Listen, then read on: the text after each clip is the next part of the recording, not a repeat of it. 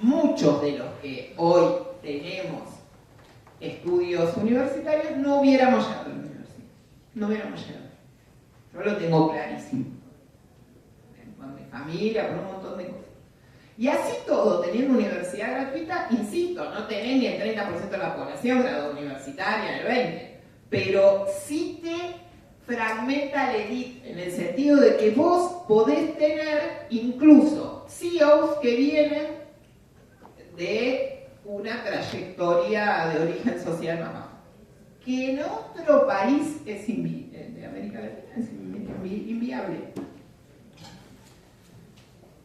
Ahora bien, ¿qué es lo que está sucediendo que antes, y por eso vos trajiste el texto de Villarreal que está clave, ahora desde los 80, o sea, la dictadura hizo un proceso de unificación de intereses de todas las fracciones del gran capital en la Argentina en torno a la idea de la centralidad del capital financiero como eje articulador del proceso de acumulación. Como todos los sectores podían derivar parte de sus utilidades hacia ahí, hacia ese circuito, e incluso externalizarlo, bueno, las demandas por no tener controles cambiarios, por tener la posibilidad de abrir la cuenta capital hacia el exterior, eso fue una demanda que se convirtió en recetario de las élites económicas desde los 80 para acá. Se quebró esa fractura en las élites. Bueno, estoy anticipando la clase que viene, ¿no? Yo siempre me veo, pero vamos a ver esa etapa en donde había dentro de la élite económica misma dos modelos de país. Yo diría que dentro de la élite económica argentina hay un modelo de país. No hay varios modelos de país. Pero es cierto que como todavía persiste el Nutri, como todavía tiene cierta inserción en la estructura económica sólida, hay matices dentro de cierto recetario que se unificó y que es bien de unión neoliberal y que todas las defienden, que son esto del equilibrio fiscal, la reducción del poder del Estado para la regulación y para la provisión de bienes y servicios.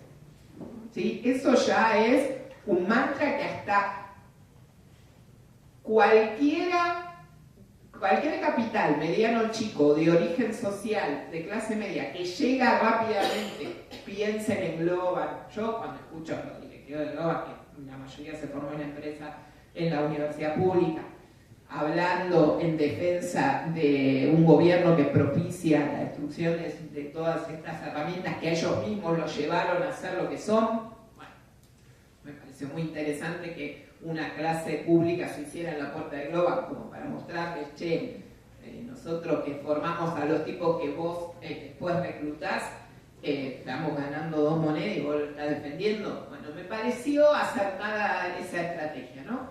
Pasa, ¿no?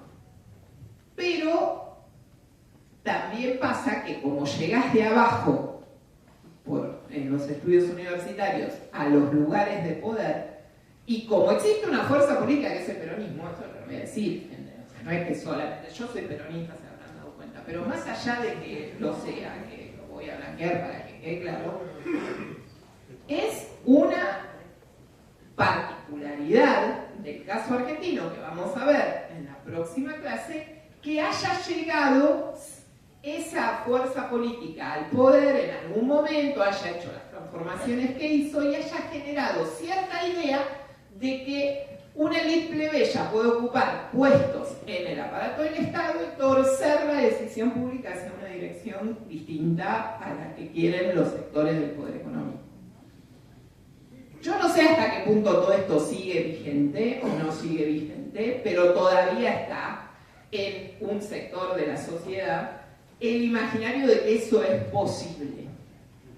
¿Sí? Y eso es lo que cuesta encontrar en otros países, que no quiere decir que no lo hayan intentado, incluso lo intentaron por la vía armada, el peronismo no tuvo nada más que una etapa breve de la historia, pero fueron derrotados, y esa derrota militar, o sea, sí, Chile tuvo el gobierno de Allende, pero después le bombardearon la moneda y lo mataron, o sea, hay algo, tuvieron 20 años Pinochet, o sea, hay algo de la derrota de esas luchas que en Argentina todavía no se terminó de materializar. Es así. Mientras no se anule o se vacíe de contenido al movimiento nacional y popular, Argentina va a seguir dando pelea. Es así. ¿Puedo hacer una consulta? Sí. ¿Se puede aplicar el concepto de puerta giratoria también para aquellos dirigentes del campo popular que en algún momento participaron dentro del campo popular o venían de otros sectores, ¿no? Y actúan como camaleones? Scioli, bueno, Bullrich del otro lado, Massa. Bueno, justo dijiste casos, sacamos a Massa, pero los dos Massa, primeros venían de Pero Massa hasta el año 2017 participó del gobierno de Macri y votó toda la bueno, esa es otra cuestión. No, pero vamos a ordenar. Me parece, yo lo que... No voy a defender, no es que No, quiero dividir el origen social. Patricia Bullrich, Luro, Pueyrredón, o sea, cuando te tiro todos esos apellidos... Pero déjeme terminar de profe. No, lo que planteo, digo, si se puede aplicar, porque también no eso afecta, y sobre todo porque afecta dentro del campo popular, que cada vez atomiza más, ¿no? Por eso tenemos también esos representantes. No nos olvidemos que Scioli salió candidato y perdió por un punto y medio, bueno, en función no de un proyecto, sino de un condicionamiento político que había de un sector del electorado con un modelo. Pero yo creo que Scioli no lo hubiera podido interpretar como se venía interpretando. Y me parece que también se pudo haber dado en ese sentido con Massa, ¿no? Claro, y después tengo una objeción, sí, ¿no? Claro. Pero sin nada de nada. No, yo tengo objeciones. No, digo, usted planteó que el peronismo, ¿sí?, plantea todas estas cuestiones, ¿no? Y que no se oye de otro. Después aclaró que el peronismo fue porque en su momento lo dice, porque, bueno, siempre las veces que ha sido gobierno se ha mostrado en contra de estas cuestiones. Pero también no siempre. Bueno, no por eso. La época del menemato no hay que ponerla. Pero digo, la izquierda también ocupa ese lugar. Tal vez no se nota tanto porque no ocupa lugares de poder, pero desde sus posiciones, desde sus actitudes, lo hace. Sí, eso no tengo ninguna duda. Lo decía porque llegó al poder y logró la transformación efectiva. Si la izquierda llega al poder y logra gobernar y hacer una transformación efectiva, va a ser otra historia. Yo solamente lo que digo es, el transformismo político, o sea, que dentro del movimiento nacional y popular existan líderes que después se van para el otro lado, cooperan más o cooperan menos, eso los tenemos, los tuvimos y los tendremos siempre. En el caso justo de lo que vos mencionaste, Bullrich, mi primer acto político en los 80, la fiesta era Bullrich con Dante Gullo. Yo me quiero morir. Ese fue mi primer acto político que mi padre me llevó con 14 años.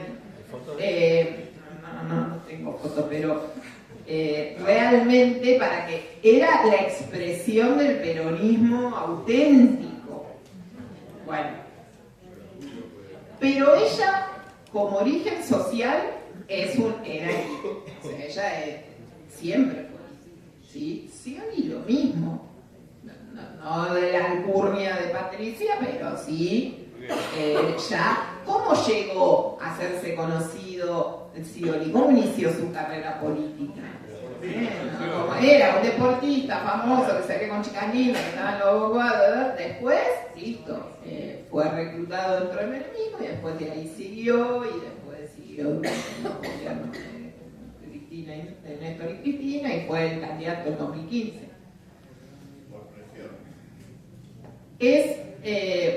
No es una elite plebeya.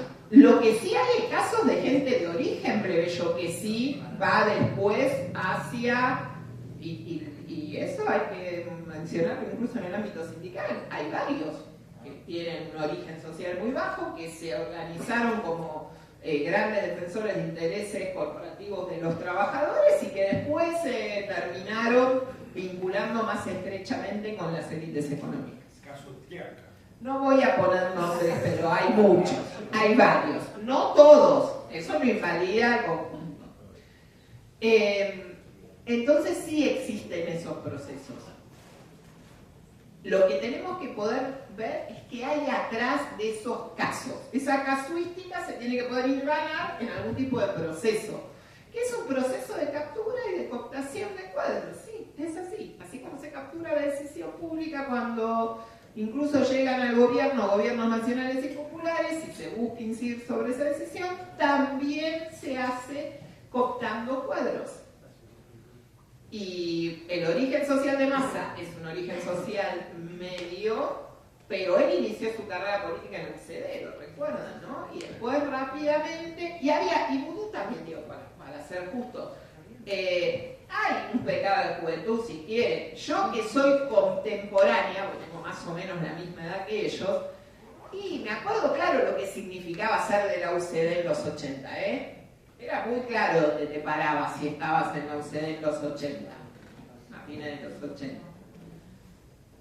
Después se peronizó rápido, porque rápidamente entró a trabajar con alguien de, creo que de San Martín, y ahí inició su carrera política más dentro del peronismo, y ya está, pasaron muchos años, yo no le discuto, no le mido el peronismo en sangre a nadie. Lo que sí digo es que estas maneras de empezar tu carrera política con una adhesión a determinadas ideas, sí, hace que seas más o menos afín. Lo único que sí digo con conocimiento de causa, porque estudio hace muchos años a las élites económicas, que cualquier estrategia de seducción por parte del peronismo, de que nos hagamos confiables, viables, amigables, bla, bla, va directamente al fracaso. La élite económica argentina es antiperonista hoy. Ya está, no hay élite económica peronista. Antes había, en un momento había élite económica peronista. Hoy no hay élite económica peronista. Eso no quiere decir que después no vayan, negocien, sigan, pero la estrategia de que les caigamos bien, mira, estrategia totalmente, más allá de que no la cuestión, de que no, ni siquiera me parece que sea la estrategia que hay que tener, pero es totalmente improductiva, no va a pasar. O sea, si hay algo que es la élite económica hoy, es antiperonista. Está muy sesgada, más allá de que después haya un peronismo más razonable con el que pueda negociar y otro no. Pero está totalmente convencida de que lo peor que le pudo haber pasado al país fue el peronismo. Sobre todo el peronismo del siglo XXI. Eso está muy internalizado ya en la élite económica. Es el hecho maldito. Fue el hecho maldito, algunos lo querían igual. En el siglo XXI, después de la experiencia kirchnerista de los 12 años, no quieren saber nada de que eso, de que ese sea el camino. Para nada, para nada. Dos preguntas, ¿puedo? Sí, claro. Dos, por eso en el caso argentino, por lo cual si querés responder la clase que viene.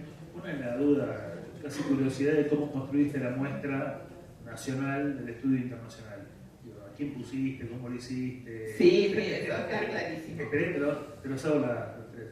La otra es, sobre esto último que vos decías, hay como una crítica siempre de decir que no hay burguesía nacional, o en realidad no hay proyecto de país de la clase burguesa argentina, ¿no? A diferencia de Brasil, de la burguesía paulista, etcétera.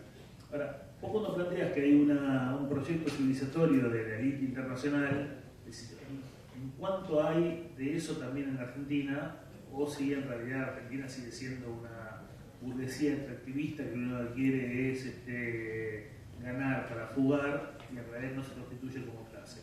También si queremos responder la clase que viene. Y sí, dos puntuales. Una, vos hablaste en varios lugares del velo técnico, lo pusiste en las primeras, no sé si lo llegaste a explicar, no sé si tiene que ver por ahí con esa misma idea que venimos trabajando de la riqueza cultural, de lo que significa el sentido común. No, específicamente es darle cientificidad a la ideología, a las ideas que defiende la élite económica a través del financiamiento de fundaciones de investigación económica que lo que hacen es validarte técnicamente ideas que en realidad pueden ser discutidas, claramente podrían ser cuestionadas, pero que se instalan como verdades con un sustento científico. Y ese no es un proceso de Argentina, es un proceso de nivel mundial que ha hecho que los economistas se puedan presentar ante la sociedad como expertos neutrales que con modelos matemáticos,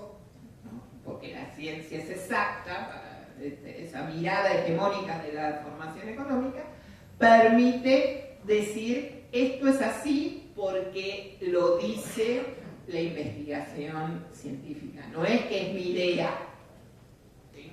No es mi idea, es la idea que a nosotros nos conviene defender porque está de acuerdo a nuestros intereses. Es claramente una herramienta de construcción hegemónica con mecanismos de validación científica. Y la última con el tema del caso uruguayo. Sí. Si es también así de permeable o si de alguna manera, porque vos hablabas, pensaba a lo mejor como un sistema de partidos mucho más armado, ¿no? 3 partidos clásicos con competencia interna, elecciones internas, etcétera, etcétera. ¿Será el mismo fenómeno o no? Si Uruguay, pues no lo nombraste entre los casos, si será igual esa permeabilidad y esa captura de las decisiones. Ellos tienen frenos institucionales más sólidos. Por ejemplo, el presidente no puede crear o descrear ministerios o áreas enteras de gobierno si no pasa por el Congreso, ¿no? Digamos, algo que acá se ha hecho con un decreto y ese decreto no fue rechazado por el Parlamento.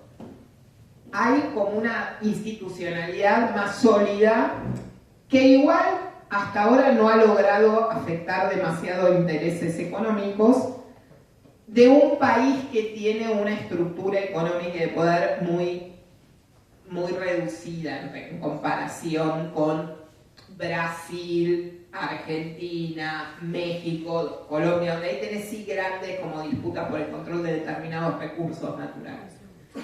Te diría, en lo formal es más sólido, el sistema de partidos me parece mejor, pero la estrategia, yo que visité y tengo varios contactos con ellos, la estrategia, ahora el tema ya es la inseguridad.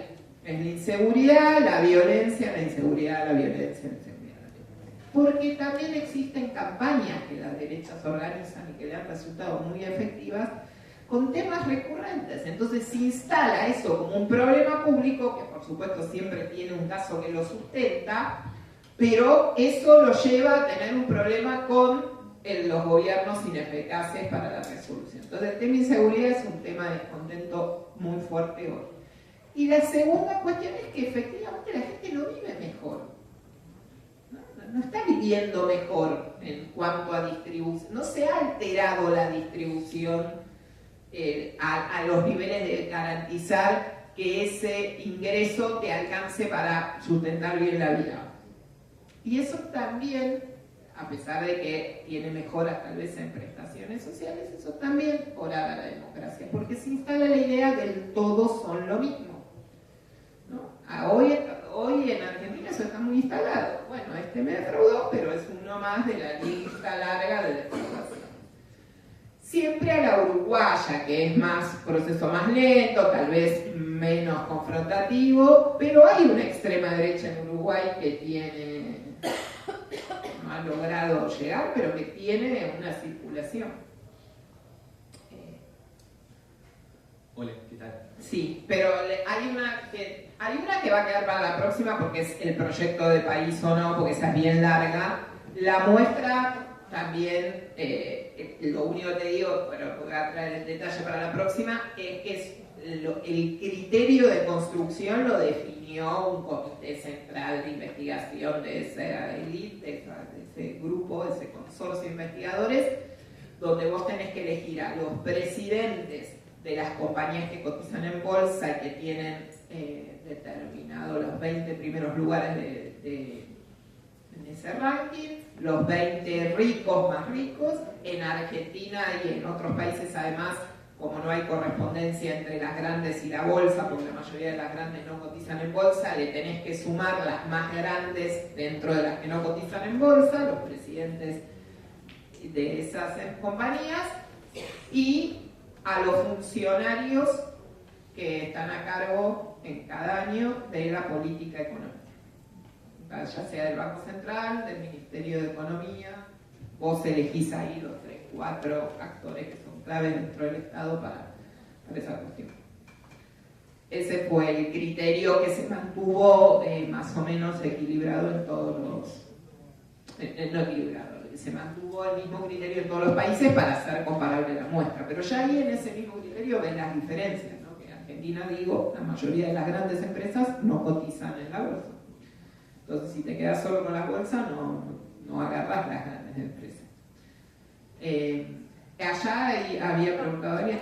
Acá, sí. Hola, ¿qué tal? Quería hacer una consulta porque me pareció, corregime si me equivoco, que un par de veces te referiste al Estado como el garante del interés general. ¿Sí? Y me parece que esa concepción, de alguna manera, plantea la ausencia de conflicto. Y creería que es más productivo pensar un Estado como un espacio, una arena de conflicto, de disputa de intereses.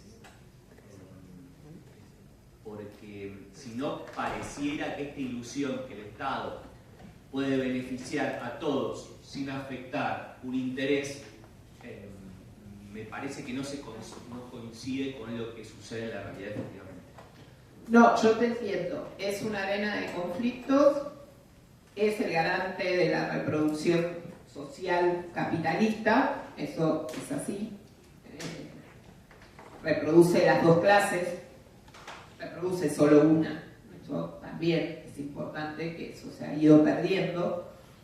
Pero cuando yo me refiero al interés general, no quiere decir que nadie pierda. El interés general puede decir que algunos tengan que perder para privilegiar el bien común. Esa idea del bien común, que es más ingenua, porque yo te entiendo, es una arena de disputa, lo sabemos, ya lo han dicho, pero no tiene que hacer perder de vista, es como la distinción entre democracia formal y democracia real, ¿no? No tiene que hacer perder de vista ese valor último que tiene el que ocupa una silla de funcionario público, que es que vos tenés que lograr que en esa arena de disputas varias, internas y externas con la sociedad, con los distintos grupos de interés, desde ese lugar que ocupas, desde esa posición, tenés que velar porque el bien común prevalezca por sobre un bien particular. Y eso sí va a ser conflicto, sí puede resolverse de una manera más o menos conflictiva. Podés ir a unas estrategias de cooperación o unas estrategias de confrontación y tenés que leer ese mapa de actores y de conflictos que atraviesa la propia estructura del Estado y el vínculo con el hacia afuera. Pero no es un tema menor, porque no sos el funcionario que va a defender pura y exclusivamente los intereses de una fracción. Nunca puede ser los que defiendan los intereses de una fracción, ni siquiera una fracción que te parezca amigable o necesaria que sea defendida. Lo digo concretamente, cuando el Estado arma la mesa paritaria de cualquier paritaria y la que tiene que armar, que es más difícil que el Estado mismo como Estado empleador, bueno, hay funcionarios que tienen que velar por defender los propios intereses de ese bien común, incluso ante demandas de los propios trabajadores. ¿Eso implicaría entonces que un sindicalista no podría ocupar la cartera de un Ministerio de Trabajo, por ejemplo? La han ocupado, si me preguntas mi opinión, yo preferiría que no, pero a priori no, como tampoco me gusta que un rector ocupe la SPU, ni que un investigador de CONICET dirija el CONICET, o sea, creo, y es muy cuestionable porque mucha gente dice no, tendrían que ser ellos, que para definir las políticas de trabajo no está bueno traer necesariamente a aquellos que están directamente involucrados con ese mundo, excepto que sean capaces de mirar más allá de esa defensa, esa historia de mucho tiempo de defensa de intereses sectoriales. que es una legítima defensa de intereses sectoriales. Como también creo que el presidente de la UIA no debe estar a cargo de la política industrial. O sea, es esa idea de ganar ciertos niveles de autonomía del Estado. Ciertos niveles. No es necesario que tampoco el Estado aislado de todo vínculo con lo social. Es una dicotomía difícil. Lo que no podés perder, más allá de dónde venís, es para qué estás ahí.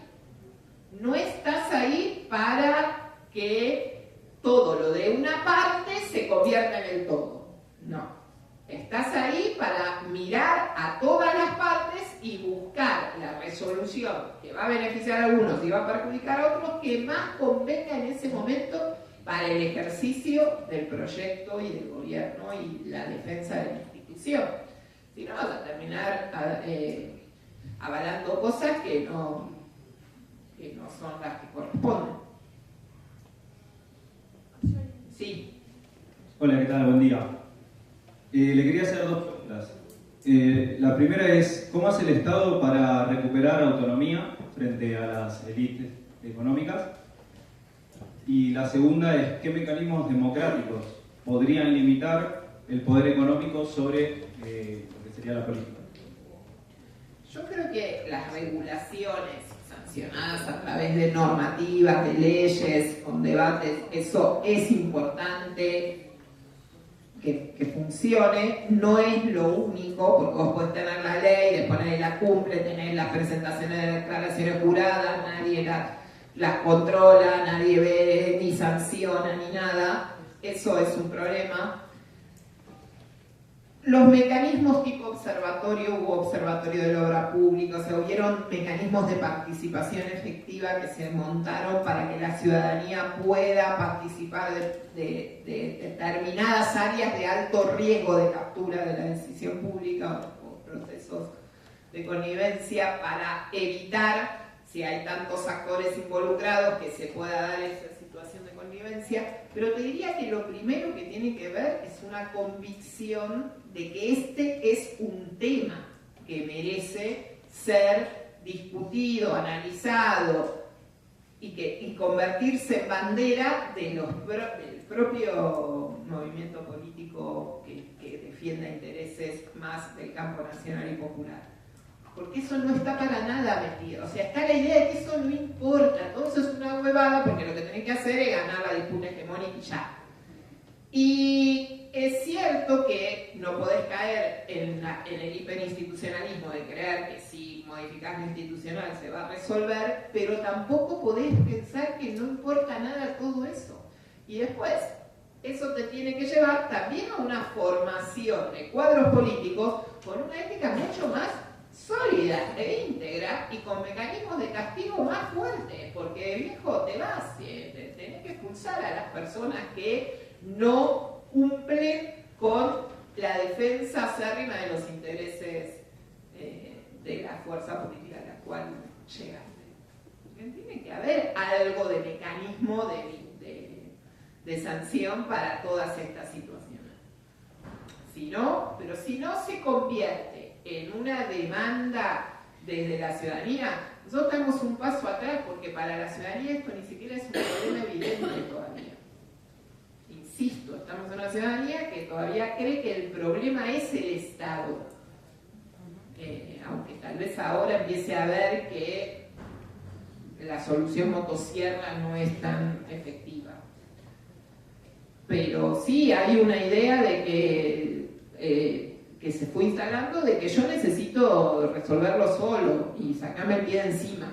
Esta idea de el Estado me está poniendo el pie encima, y se ve al Estado no como un Estado capturado por intereses particulares, sino que es un Estado que se reproduce a sí mismo, con una clase política que se reproduce a sí misma y que todos son iguales y que lo único que quieren es ocupar una posición y mantenerse ahí, y si no circular en otra. Y como hay un montón de casos que lo corroboran, claro, sí, eso tiene bastante sentido. Dale. ¿Qué tal? Buen día, profe. Acá, buen día a todos. Yo primero le quiero, para mí es muy importante agradecerle, en mi caso particular, la conciencia que nos trae sobre la situación, porque a veces uno piensa a un nivel más burdo, gente circulando con valijas o lo que fuera, pero estos mecanismos de coerción más sutiles, más de manipulación, que en sí lo que generan es cómo los estados se van manejando. Y eso quizás, quiero preguntarle que su línea de investigación pueda hacerla, si considera que es la clave para que nosotros volvamos a tener legitimidad, no solamente como fuerza política, que somos, yo me identifico con el peronismo y creo que es lo que puede representar al poder popular, a generar mecanismos de igualdad, a un Estado presente, y un Estado presente es un Estado que genere igualdad, que escuche a todas las voces, pero también que cuando ocurren estas situaciones le damos la espalda al pueblo, y ahí es donde se generan las desigualdades más grandes. Entonces, quizás esta sea como aquí la cuestión que nos está faltando como para que la gente se vuelva a enamorar de nuestro proyecto político y de la noción del Estado. Me parece que lo primero en este contexto es tener un mensaje muy claro sobre la necesidad de la recomposición de ingresos y el reequilibrio de la balanza, enfocando claramente que los cada vez más ricos se hacen cada vez más ricos, el Estado queda cada vez más pobre y los pobres quedan cada vez más pobres. O sea, mostrar esta película clara, armar una secuencia didáctica muy clara de que tu situación cada vez peor no obedece a tus propias deficiencias o desmanejos, ni a que todos los políticos son iguales, sino que existen unos estables poderosos que han logrado que cada vez les dieran más cosas y a vos te quitaran más. Y que se acumula porque a vos perdés. O sea, primero hay una cuestión clara de identificar, miremos para arriba, ¿no?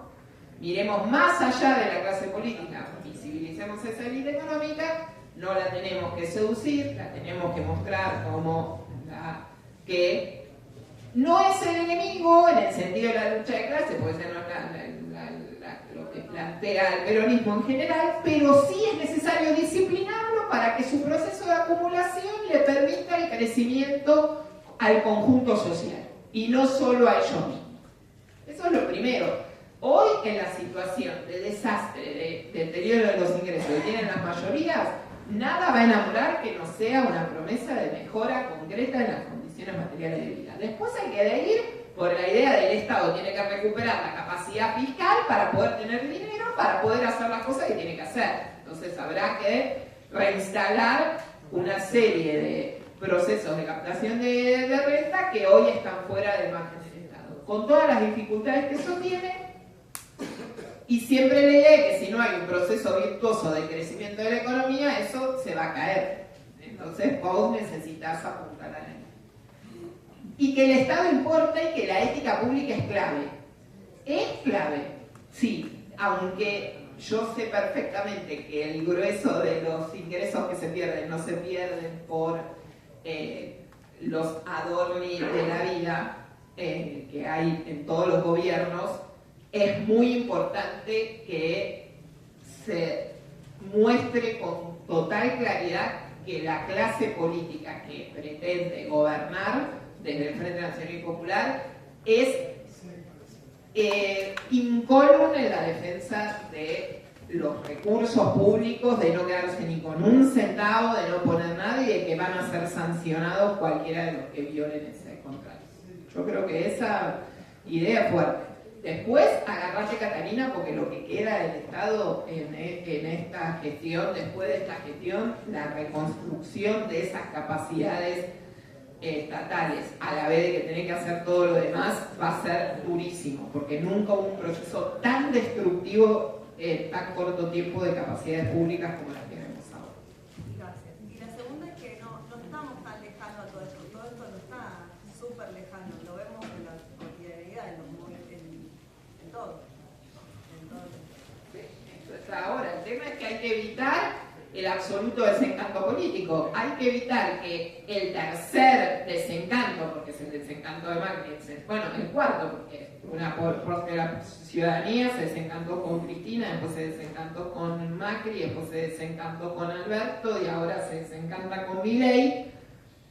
Me refiero a los que se desencantan, que son ese tercio que no está ni en un polo ni en otro. Esos polos son más sólidos y van a seguir siendo, se lo mostraron, votaron altemente con la motosierra, no les importa nada, lo sostuvieron, porque con tal que no ganara el peronismo iban a votar a ese, y así va a ser en el futuro. Esos polos duros van a seguir existiendo, pero el que te define la elección es el otro, y entonces ese desencantado hoy lamentablemente está desencantado con la política, y es más, cree no que la política es la herramienta de transformación, cree que es la herramienta del daño que padecen y que sufren. Entonces empezar a visibilizar a la política como la que te causa el dolor, no que ya es inefectiva para resolver tus problemas, sino que es la que te está hostigando, es una situación que si no se trabaja con una narrativa fuerte y una acción acorde a esa narrativa y resultados muy concretos, va a ser muy difícil de revertir. Bueno, por suerte nos quedan 2 clases más, así que tenemos todavía la posibilidad.